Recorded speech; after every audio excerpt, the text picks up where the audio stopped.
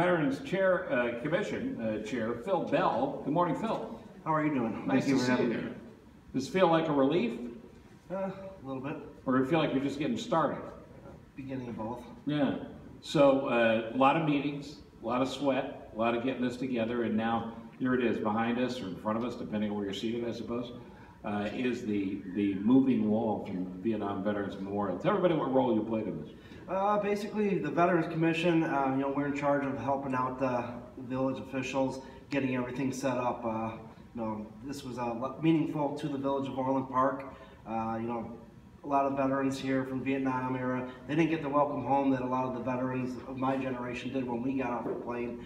And this is kind of the 50th anniversary is the welcome that we want to give them. So we wanted to make sure everything went correct and make it special for them. Let's go in reverse order. You served in Iraq? Yes, I did. In what years? I was there in 2005, 2006. And you were wounded? Yes, I was. What was the nature of the injury? I was hit by an IED.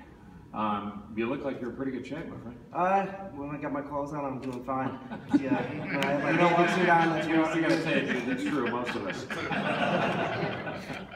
I ended up fracturing my back. A lot of metal still in my body. So when the weather's warm, I'm fine. When the weather's cold, that's when the problems come out. Well, thank you for your service. Well, thank you. And what do you do now? Basically, I'm a student and do a lot of volunteer work in the community. Well, that's nice of you.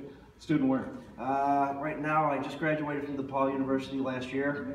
So, trying to figure out what I want to do with my master's degree. DePaul or DePaul? DePaul. DePaul. It's a Flying Horn Frog, isn't it, Dave? No, that's TCU is the horn. Oh, I'm sorry, that was my mistake. Blue Demons. And let's talk about your dad for a sec. Your dad was a Vietnam vet. Yes, he was. And where did he serve? In Vietnam, he served with the 1st Cav. Okay.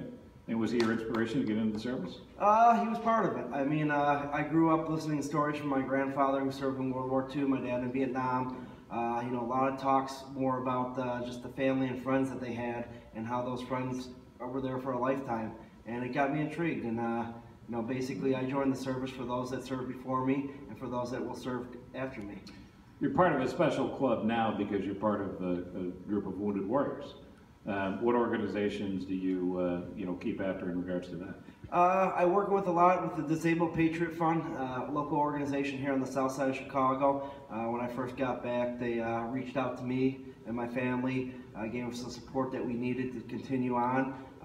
When you get off active duty and before the VA disability kicks in, there could be a time period where you're not receiving any pay at all. And just to relieve the stress, we come out, we help them, pay the bills for a little bit, help them get back on their feet. I also work with, alongside the Wounded Warrior Project. They do a lot for the veterans, as well as, just keep us united with each other. The best thing is to be out there as a veteran who was injured, to be alongside others that kind of did the same thing as you.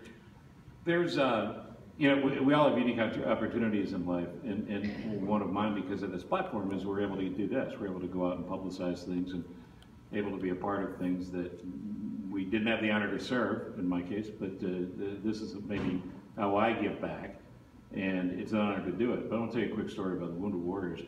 A friend of mine runs an organization called the Illinois Patriot Education Fund. His name's Mark Slavey, and they generate scholarship dollars for family members of for folks that were either killed or wounded in action. So you come home and you have a family and you want to provide for your kids to go to college someday. It's a little tough if you've been wounded and were severely injured. So that's the point of the organization. So last year